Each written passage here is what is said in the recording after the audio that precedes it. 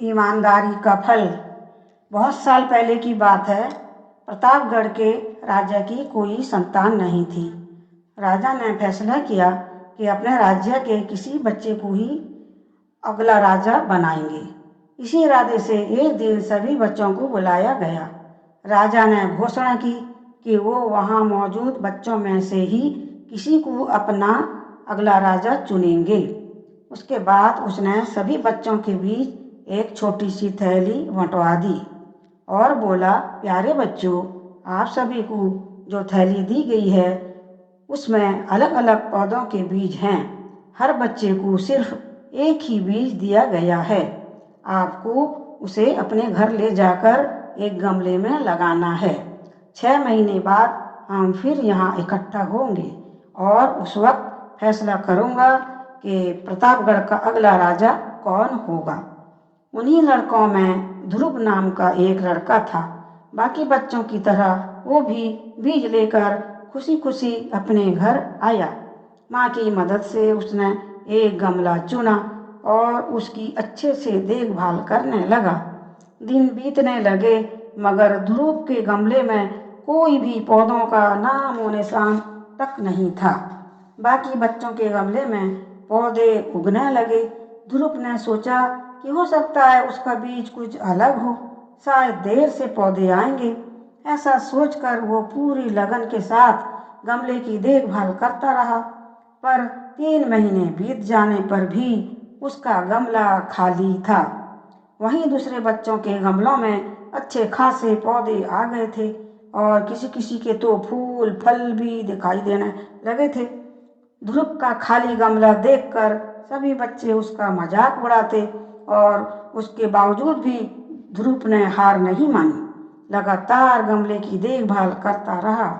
देखते ही देखते 6 महीने भी बीत गए और राजा के सामने अपना अपना गमला ले जाने का दिन भी आ गया। ध्रुव फिक्रमंद था कि वो खाली गमला राजा के पास कैसे लेकर जाएगा। एक तो सब मेरा मजाक उड़ाएंगे और राजा भी नाराज होकर अगर मुझे सजा दी तो। माँ ध्रुव की परेशानी समझ गई थी। माँ ने कहा, नतीजा जो भी हो तुझे राजा के दिए हुए बीज लौटाना ही चाहिए। तय दिन सभी बच्चे राजमहल के मैदान में इकट्ठा हुए। वहाँ एक से बढ़कर एक पौधों का अंबार लगा हुआ था। रंग बिरंगे फूलों की खुशबू से पूरा महल महक उठा था। ध्रुव खाली गमला देखकर बाकी बच्चे उसका मजाक उड़ा रहे थे। तभी राजा के आने का ऐलान हुआ। सभी बच्चे शांति से अपनी जगह खड़े हो गए। सबके अंदर बस एक ही सवाल चल रहा था, कौन बनेगा राजा। राजा बच्चों के बीच से होकर आगे बढ़ने लगे। वो जहाँ से भी गुजरते बच्चे तन कर खड़े हो जाते और अपने आप को सबसे काबिल साबित करने की कोशिश करते। तमाम खूबसूरत पौधों को देखने के बाद राजा की नज़र ध्रुव पर पड़ी। क्या हुआ, तुम्हारा गमला खाली क्यों है? राजा ने पूछा। जी, मैं रोज इसमें पानी डालता था, धूप भी दिखाता था। 6 महीने तक मैंने इसकी पूरी देखभाल की पर फिर भी इसमें से पौधा नहीं निकला। ध्रुव कुछ हिचकिचाहट से बोला। राजा बाकी गमलों को देखने के लिए आगे बढ़ गए।